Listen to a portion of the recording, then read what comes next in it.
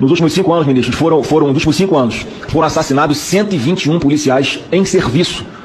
E em relação a essa situação do Rio de Janeiro, o senhor sabe, eu imagino que o senhor deve ter mais de 40 anos, e o senhor deve acompanhar essa situação há várias décadas. O senhor mesmo trouxe um dado, o senhor mesmo, na sua pergunta, falou assim, dos últimos 5 anos, morreram 121 policiais.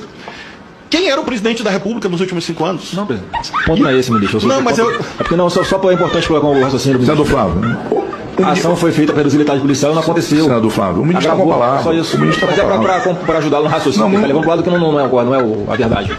É porque, na verdade, é uma audiência pública. Os senhores perguntam, eu respondo. Debate eu faço com o maior prazer. Se o senhor me convidar para um debate na sua rede social, eu vou. No seu Facebook, combinado. no seu Instagram, eu só tenho que atender 55 convocações e convite do Congresso Nacional.